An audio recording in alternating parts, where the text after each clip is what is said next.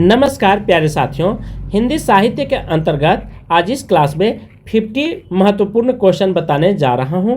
आने वाले सभी परीक्षाओं को ध्यान में रखते हुए टीजीटी, पीजीटी, नेट, जीआरएफ इन सभी परीक्षाओं में यहां से 5 से 10 प्रश्न 100% पूछने की संभावना है। चैनल पे नए हैं तो सब्सक्राइब कर लें, अच्छा लगेगा तो लाइक जरूर करेंगे। और एक क्वेश्चन के साथ मैं बहुत सारे पॉइंट को रिलेट करके बताने जा रहा हूं, इसलिए आप सभी लोग अंत तक पढ़ने का प्रयास जरूर करेंगे। फर्स्ट क्वेश्चन है, मैं नीर भरे दुख की बदली महादेवी वर्मा उपयुक्त गीत उनके किस काव्य संग्रह से संबंधित है? निहार, रसीम, निर्जा या सांध गीत से। कहाँ से लिया गया है? प्यारे साथियों, काव्य संग्रह का अर्थ है जैसे यह एक प्रकार की टोकरी है, तो टोकरी में हम फलों को संग्रह करते हैं, जैसे आम हो गया, संतरा हो गया, आलू हो गया, प्याज हो गया, इन सभी को यहाँ पे रखते हैं। रखने की क्रिया को संग्रह बोली जाती है। उसी प्रकार शांत गीत में महादेवी वर्मा ने अनेक कविताओं को संग्रह किए हैं। इनके द्वारा कौन कौन से कविता लिखे गए हैं ये आप चीज़ों को अच्छी तरह समझ लें और लिख लेंगे। जैसे निहार जो है इनके द्वारा ही लिखी गई है 1930 ईस्वी में। इसके बाद इनका रसीम जो है इन्हीं के द्वारा लिखी गई है, इनका समय सीमा 1932 हो जाती है। निर्जा इनके द्वारा लिखी गई है, इनकी समय सीमा 1935 ईस्वी हो जाती है। और इनमें से शेक्सपियर पुरस्कार मिला है किनको? तो निर्जा के लिए। ठीक है, निर्जा के लिए शेक्सपियर पुरस्कार मिला है, ये भी आप ध्यान रखेंगे। यह गीत कब आया था? 1936 ईस्वी में। और आमा 1940 ईस्वी में। दीपशिखा जो है से कब आई है? 1942 ईस्वी में दीपशिखा आया है। और इनके द्वारा और बहुत सारे रचनाएं हैं, जैसे सप्तपर्ण। ठीक है, सप्तपर्ण 1960 ईस्वी में। ये सब बात आप ध्यान रखेंगे। और प्रथम आयाम 1984 ईस्वी में छपी थी। और एक लास्ट में अग्निरेखा। अग्निरेखा का समय सीमा 1990 ईस्वी हो जाती है। ये सबसे नवीन मानी जाती है। कब? 1990 ईस्वी में। किसकी? तो अग्नि, ठीक है, रेखा का। तो ये सब पॉइंट लिख लीजिएगा।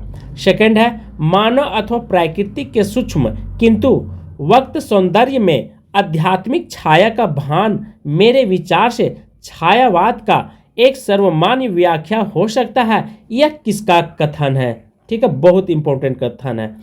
सुमित्रा नंदन पंत, डॉक्टर नगेंद्र, नंदलाल वाजपेयी, नामवर सी।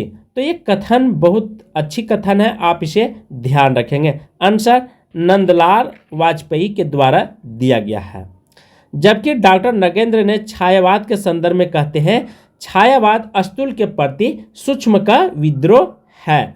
और सुमित्रा नंदन पंत कृत है पल्लव। ठीक है, यदि इनका सबसे इंपॉर्टेंट ये VVI लगा लेंगे। इनके द्वारा ये कृति जो है पल्लव बहुत बार पूछा है, तो पल्लव इनकी है। तो ये सब आपको ध्यान रखना है कथन के बारे में, क्योंकि हर तरह की क्वेश्चन माइंड में होना जरूरी है। थर्ड है, प्रकाशन वर्ष के अनुसार निम्नलिखित रचनाओं को सही अनुक्रम बताइए। देखिए, एकांत संगीत है, मधुशाला है, सतगिनी है, मिलन आमनी है। बी में इसी को जस्ट अपोजिट करके दिया हुआ है।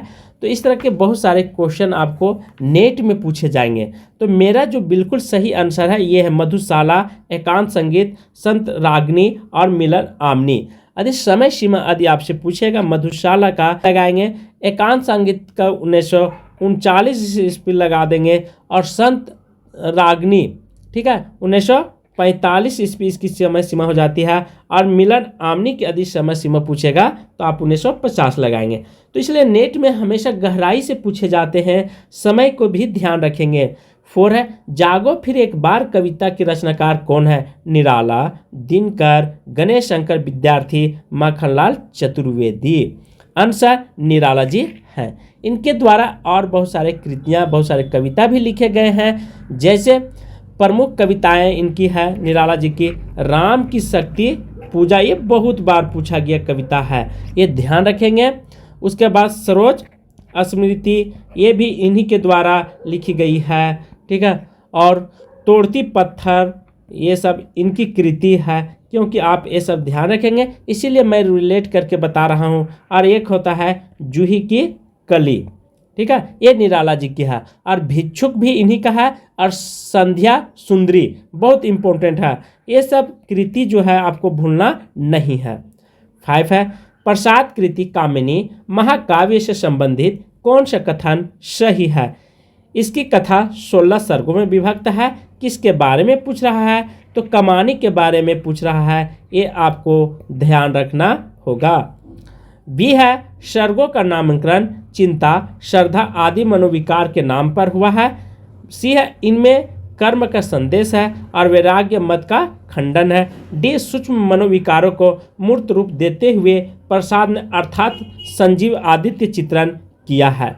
तो बहुत अच्छा क्वेश्चन है। आंसर मेरा हो जाएगा 5 का सीधा ए पर जाएगा, क्योंकि 5 में राजस्थान ये लेक्चरर में पूछा गया है। इसकी कथा 16 सर्गों में बिल्कुल विभक्त है। ये सभी लोग जानते हैं। आशा चिंता से स्टार्टिंग होता है, ठीक है, तो 16 सर्ग माने जाते हैं।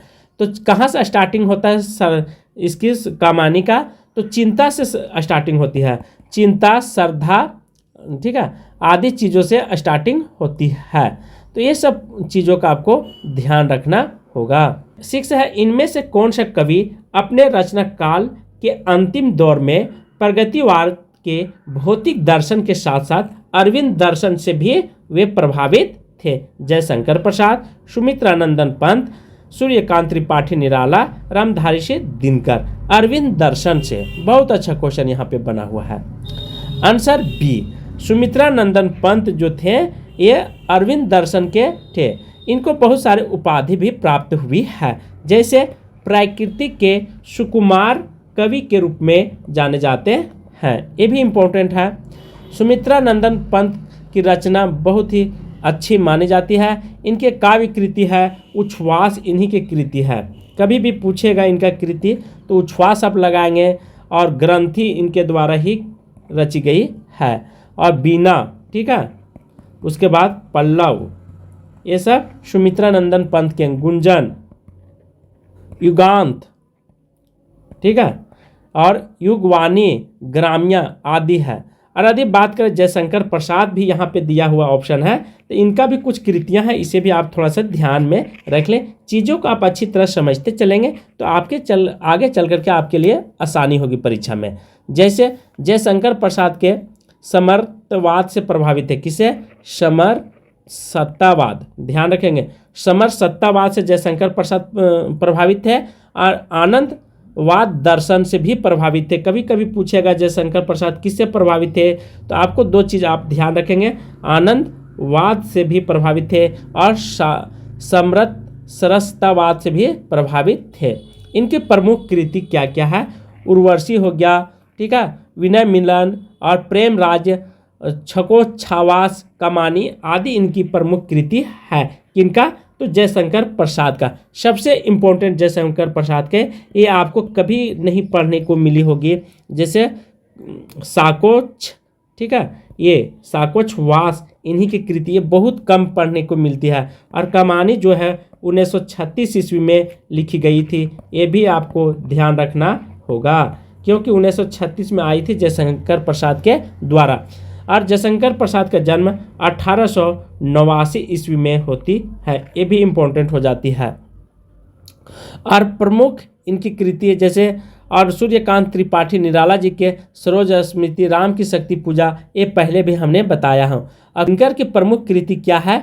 कुरुक्षेत्र इन्हीं के द्वारा लिखा गया है। और रसीम रथी इनके द्वारा, हुंकार, ठीक है, ये रामधारी से दिनकर के द्वारा, और रसवंती, ये सब आपको ध्यान रखना होगा इन कृतियों के बारे में। उसके बाद बालकृष्ण शर्मा नवीन काव्य इनमें से कौन है? रेणुका, हम विष पापी जन्म के, हेमकृतनी, मिलन। तो बालकृष्ण नवीन के काव्य कौन सा है? बी में हम विष पापी जन्म के। उसके बाद रेणुका जो है प्यारे साथियों, ये किनके द्वारा? तो ये रामधारी श्री दिनकर के द्वारा लिखी गई कृति है। रेणुका के बारे में, हम विष की पापी हैं। हेमकृतनी ये माखन लाल चतुर्वेदी की है। किनका है? माखन लाल चतुर्वेदी। मिलन जो है ये राम नरेश त्रिपाठी की कृति है, ये भी इम्पोर्टेंट हो जाती है, क्योंकि ये सब कृतियाँ हमेशा आप ध्यान रखेंगे। 8 है, इनमें छायावाद कवि कौन नहीं है? सूर्यकांत त्रिपाठी निराला, सुमित्रा नंदन पंत, जयशंकर प्रसाद, शिवमंगल सिंह चौहान। तो पूछ रहा है छायावाद के कवि नहीं के बारे में पूछा है। अच्छा क्वेश्चन है, इसलिए सभी को जवाब देना चाहिए। बहुत सिंपल क्वेश्चन है। शिवमंगल सिंह सुमन जो है ये छायावाद के नहीं है। यहाँ पे छायावाद स्तंभ के बारे में प्रश्न उठता है कि छायावाद क्या है। तो शिवमंगल सिंह सुमन छायावाद के कवि नहीं बल्कि ये प्रगतिवाद के हैं। किनके हैं? तो ये ध्यान रखेंगे, प्रगतिवाद के कवि माने जाते हैं। और प्रगतिवाद, अच्छा छायावाद के 4 स्तंभ माने गए। कौन कौन? जयशंकर प्रसाद, ठीक है, ये ध्यान रखेंगे, सबसे इम्पोर्टेंट हो जाती है यहाँ पे। जयशंकर प्रसाद, सूर्यकांत त्रिपाठी निराला जी, उसके बाद हो जाता है सूर्य से सुमित्रा नंदन, ये भी आप ध्यान रखेंगे, ठीक है। प्यारे साथियों, यहाँ पे सभी को एक उपाधि मिला है, ठीक है, ध्यान रखेंगे। 3 कवि तीनों को, तो सूर्यकांत त्रिपाठी और जयशंकर प्रसाद है, तो जयशंकर प्रसाद को ब्रह्मा का मिला है, ठीक है, उपाधि। उसके बाद पंत जी जो है सुमित्रा नंदन पंत, इनको क्या मिला है? विष्णु का मिला है, ये भी आप ध्यान रखेंगे। और सूर्यकांत त्रिपाठी निराला को महेश बोला गया है। तो ये 3 चीज़ आप यहाँ से ध्यान रखेंगे। 9 है, पुष्प की अभिलाषा नामक प्रसिद्ध कविता की रचिता कौन है? बालकृष्ण शर्मा नवीन, रामधारी सिंह दिनकर, माखनलाल चतुर्वेदी, रामनरेश त्रिपाठी। नहीं सुरबाला के गहनों में गुथा जाऊं, ये पंक्तियां जो है किनके द्वारा? तो माखनलाल चतुर्वेदी के द्वारा लिखी गई है। बहुत अच्छा कविता है और यह 5-6 में हर कविता में, कभी कभी बीए में भी पहले पढ़ने को मिलती थी। तो ये पंक्तियाँ किनके द्वारा एक कविता लिखी गई थी? पुष्प की अभिलाषा, ठीक है, और इनके द्वारा माखनलाल चतुर्वेदी के द्वारा हिमकृतनी, ध्यान रखेंगे, इन्हीं के है, ठीक है। कब? 1943 ईस्वी में हिमकृतनी लिखी गई थी। हिमतरंगिणी का समय सीमा 1949 ईस्वी हो जाती है। समर्पण इन्हीं के द्वारा लिखा गया है, माखनलाल चतुर्वेदी के द्वारा। इनका समर्पण का समय सीमा 1956 ईस्वी में क्लियर किए थे। हिमतरंगिणी के लिए, ठीक है, 1955 ईस्वी में साहित्य पुरस्कार अकादमी से इनको नवाजा गया था, ये भी आप ध्यान रखेंगे।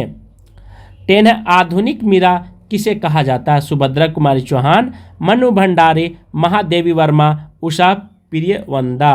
तो आधुनिक मीरा किनको बोला गया है? महादेवी वर्मा को बोला गया है।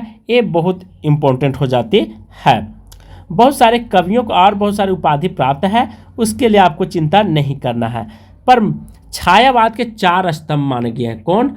4 स्तंभ। कभी पूछेगा कि 4 स्तंभ, तो चारों स्तंभ के बारे में आपको जानकारी होना चाहिए। कौन कौन है 4 स्तंभ? तो जयशंकर प्रसाद लगाएंगे, उसके बाद जयशंकर प्रसाद के बाद सूर्य कुमार, ठीक है, मैं शॉर्ट में लिख देता हूँ समय को बचाने के लिए, सूर्यकांत त्रिपाठी निराला जी, और उसके बाद सुमित्रा नंदन पंत जी आते हैं, और एक लास्ट है महादेवी वर्मा। देखिए ये सब क्या है? छायावाद के स्तंभ हैं। इनके बिना यदि नहीं रहेगा तो छायावाद का स्तंभ ही, छायावाद ही मिट जाएगी, गिर जाएगी। इसीलिए इसे स्तंभ के रूप में जाना जाता है। तथा छायावाद के लघुत्राही महादेवी वर्मा, राजकुमार वर्मा और भगवती चरण वर्मा है लघुत्राही। तो लघुत्राही भी आप याद रखेंगे। चीज़ों को अच्छी तरह यदि आप समझ लेते हैं तो एग्जाम आपके कदमों में होगा सक्सेस, इसलिए आप ध्यान रखेंगे इन चीज़ों को, ठीक है। तो लघुत्राही यदि पूछेगा तो आपको 3 लेखक के बारे में आप ध्यान रखेंगे, जैसे महादेवी वर्मा हो जाएगा, ठीक है, राम कुमार वर्मा या और भगवती चरण वर्मा। तो वर्मा जहाँ भी आएगा वो त्राही में आ जाएगा। तो तीनों में वर्मा लगा हुआ है। ये सबसे आसान ट्रिक मैं दे रहा हूँ। इनकी प्रमुख कृति महादेवी वर्मा का, ठीक है, पहले भी बता दिया हूँ, कृतियों के बारे में ध्यान रखेंगे। 11 प्राकृतिक का सुकुमार या राजकुमार किसे कहा गया है? प्रसाद, पंत, निराला, बच्चन को। तो प्राकृतिक का सुकुमार कवि किनको बोला गया? पंत जी को बोला गया है। ये आप ध्यान रखेंगे। पंत जी, उसके बाद जयशंकर प्रसाद यहाँ पे है ना, प्रसाद जी हैं, इनकी उपाधि क्या प्राप्त हुआ है? इनको कलाधर के रूप में उपाधि प्राप्त है। और झारखंडी, जो झारखंड के हैं वो ध्यान रखेंगे, झारखंडी इनको दिया गया प्रसाद जी को। सूर्यकांत त्रिपाठी निराला को अनेक उपाधि मिला है, जैसे निराला इनका उपाधि है, ठीक है। उसके बाद महाप्राण, यदि आप क्लास नहीं किए तो जा करके कर सकते हैं, महाप्राण। उसके बाद श्रीमान गर्ज गज इनको बोला गया, श्रीमान गर्ज गज। और एक लास्ट में है, ठीक है, और साहित्य सादुल भी इनको बोला गया। पर सुमित्रा नंदन पंत को यदि उपाधि के बात करें तो प्राकृतिक के सुकुमार कहा गया, अप्सरा लोक का कवि बोला गया है पंत जी को, ठीक है। इतना उपाधि प्राप्त है कि यदि आप नहीं ध्यान रखेंगे तो परीक्षा में एक न एक इन महान कवियों के बारे में पूछ ही देता है। तो पंत का आप ध्यान रखें, स्वर सिद्ध इन्हीं को बोला गया, पंत जी को बोला गया है, ठीक है। गोसाई दत्त सुमित्रा नंदन पंत को बोला गया है। और बच्चन सिंह, लास्ट में एक बच्चन सिंह आते हैं, तो बच्चन सिंह का जनता के बीच के कवि बोला गया है। क्या बोला गया है? जनता के बीच के कवि बोला गया है। और एक बच्चन बोला गया। बच्चन इनका उपाधि, इनका पूरा नाम जो था हरिवंश राय, ठीक है। ये अमिताभ बच्चन के पिताजी थे, हरिवंश राय इनका पूर्ण नाम है, मतलब पुराना नाम है। 12 है, छायावाद को अस्तूल के विरुद्ध सूक्ष्म की प्रतिक्रिया किसने कहा? डॉक्टर नगेंद्र, रामविलास शर्मा, आचार्य रामचंद्र शुक्ल, राम कुमार वर्मा। तो छायावाद के सूक्ष्म के विरोध किसने कहा? Answer doctor Nagendra. रामविलास शर्मा क्या कहते हैं? और इन्होंने बोले हैं कि छायावाद जो है अस्तूल के प्रति सूक्ष्म का विद्रोह नहीं रहा, वरन थोथी नैतिकता, रूढ़िवाद और समानती बंधनों के प्रति विद्रोह रहा है। पर रामकुमार वर्मा कहते हैं, इसी के आगे भी एक और इनका पंक्ति है, परमात्मा की छाया, ठीक है, आत्मा पर, और आत्मा की छाया परमात्मा पड़ने पर छायावाद की सृष्टि होती है। उसके बाद रामचंद्र शुक्ल जी कहते हैं कि छायावाद शब्द का प्रयोग 2 अर्थों में समझना चाहिए। पहला रहस्यवाद के अर्थों में तथा दूसरा काव्य शैली या पद्धति विशेष के व्यापक अर्थों में। तो ये रामचंद्र शुक्ल का कथन है।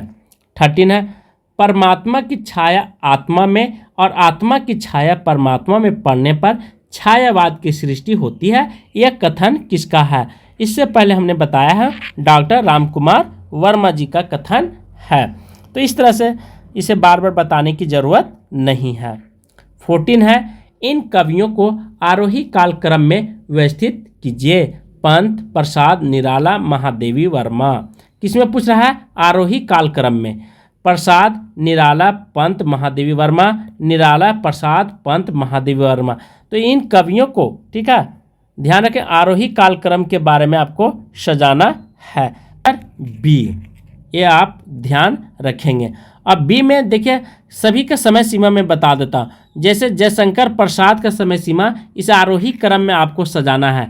तो आरोही क्रम में थोड़ा सा कॉमन सेंस लगाइएगा, इनकी कृतियों पर, जन्मदिन पर विशेष ध्यान रखिएगा।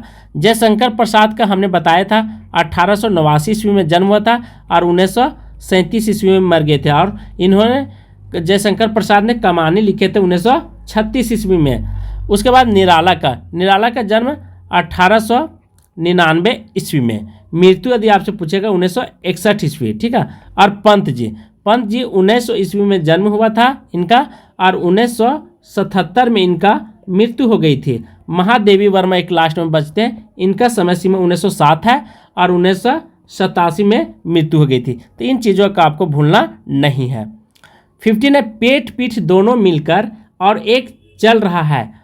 लकुटिया टेक इन पंक्तियों में व्यक्त की गई है। अंध रूढ़ियों के प्रति क्रिया, पूंजीपतियों के प्रति घृणा, भिक्षुक वर्ग की दयनीय स्थिति, डी है शीर्षक वर्ग के मनोवृत्ति। तो इन पंक्तियों के माध्यम से कवि क्या बताना चाह रहा है लोगों को, ये आपसे जानना चाह रहा है।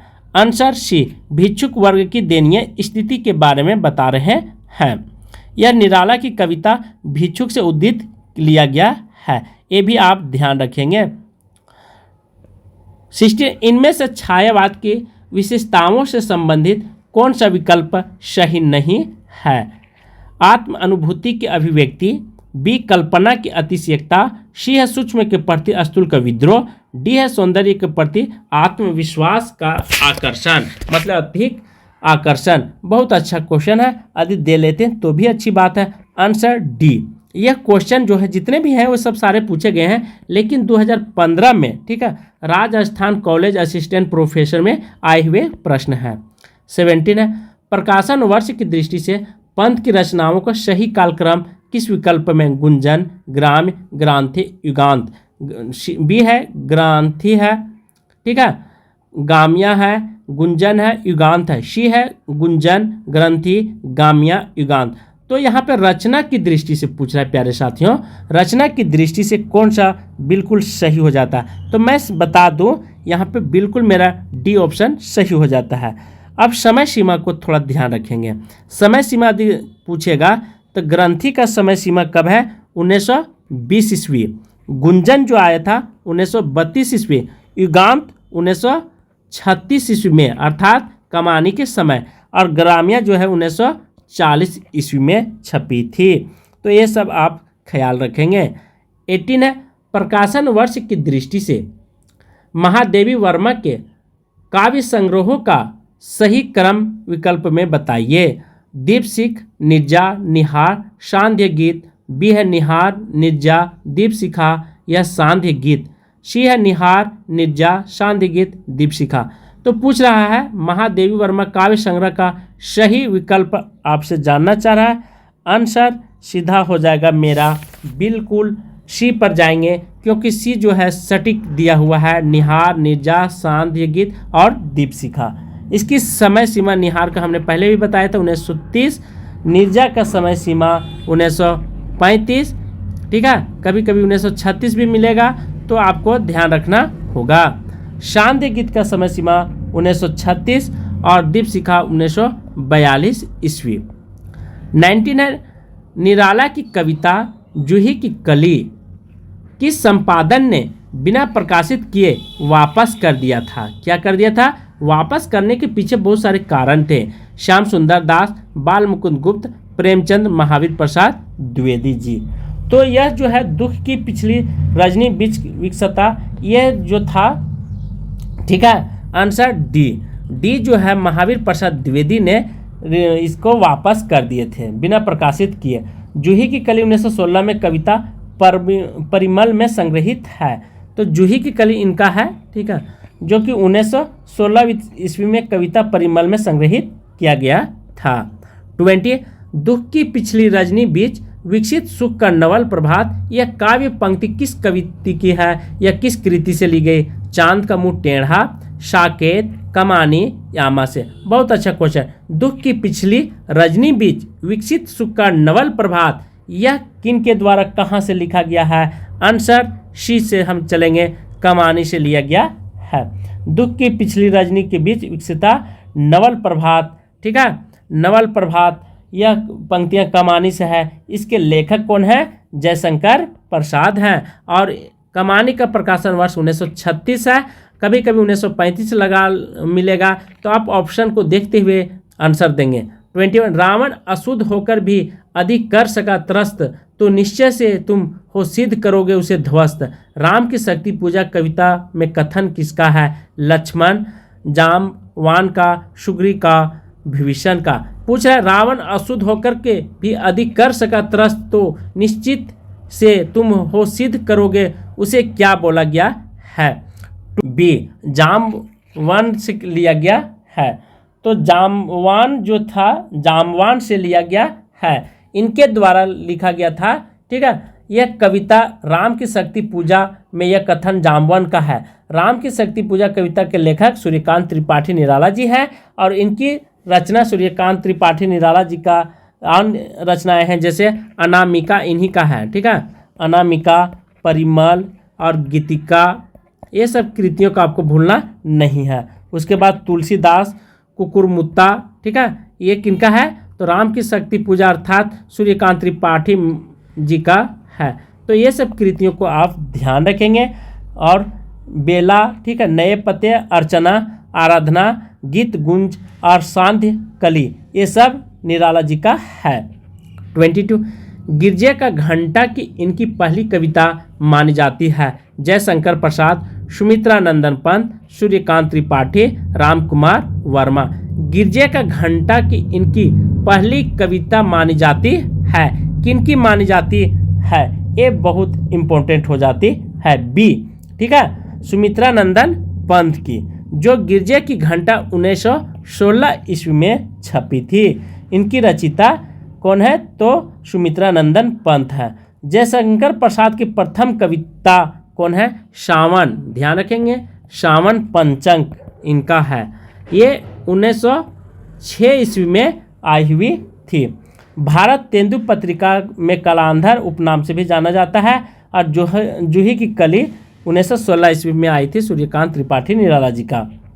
23 हो गया है व्यर्थ जीवन में रन में गया हार, यह काव्य पंक्ति निराला की किस कविता में है। राम की शक्ति पूजा, सरोज स्मृति, वन बेला, स्नेह निर्झन, बह गया।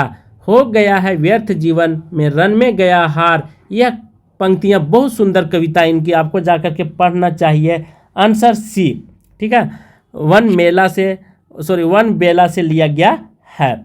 मैं रन में गया हार, यह पंक्तियां वन बेला से लिया गया है। 4 कहता छायावाद युग में लिखी गई कविता पुस्तक वज्र रस, ठीक है, रचनाकार का नाम बताइए। वियोग हरि, रामकृष्ण दास, बेढप बनारसी या श्रीनाथ जी हैं। कौन है, बहुत अच्छा क्वेश्चन है। यदि आप दे लेते हैं तो भी अच्छी बात है, नहीं भी देते हैं तो भी कोई दिक्कत नहीं। आंसर बी, ठीक है, यह रामकृष्ण दास के द्वारा लिखी गई कृति है वज्र रस, ठीक है। तो ये सब आपको ध्यान रखना होगा। वियोगी हरि की रचना वीर सतसई है। वियोगी हरि यदि आपसे पूछेगा, इनके द्वारा वीर सतसई लिखी गई है। सतसई बहुत सारे कवियों ने लिखे हैं, पर 1927 ईस्वी, समय सीमा यदि आपसे पूछेगा तो 1927 ईस्वी हो जाती है। चरखा स्रोत इन्हीं के द्वारा लिखी गई है। वियोगी हरि के द्वारा चरखा स्रोत भी लिखा गया है। तो ये सब चीज़ आप ध्यान रखेंगे। 25 लोक आयतन पंत की प्रबंध कृति है, जो किन 2 खंडों में न विभाजित है। तो लोक आयतन, ठीक है, पंत की प्रबंध कृति है जो 2 खंडों में न की विभाजित। बाह्य परिवेश और अंत, श्रेतन्य। बी जीवन और प्राकृतिक, शिव व्यक्ति और समाज, डी इनमें से कोई नहीं। बहुत अच्छा क्वेश्चन है। आंसर ये, बाह्य परिवेश और अंत चैतन्य का, यहाँ पे अंत श्रेतन्य का परिवेश मिलता है, अर्थात 2 खंडों में विभाजित है। तो इन सभी कृतियों के बारे में आपको भूलना नहीं है। सोवियत स्मृति पुरस्कार से दिया गया था इस रचना पर, ठीक है। तो बाह्य परिवेश के अचेतन के खंडों में विभाजित है, और इस रचना में अरविंद दर्शन की छाया है। किसका, अरविंद दर्शन, बहुत बार पूछा गया है। अरविंद दर्शन की छाया पर है, और नया दर्शन ढूंढने का प्रयास किया था। और इस रचना पर पंत को सोवियत भूमिका पुरस्कार भी मिला था। कौन सा, कभी पूछेगा तो सोवियत भूमि, ठीक है, सोवियत भूमि पुरस्कार मिला था इसी रचना पर, बाह्य परिवेश और अंत श्रेतन्य के।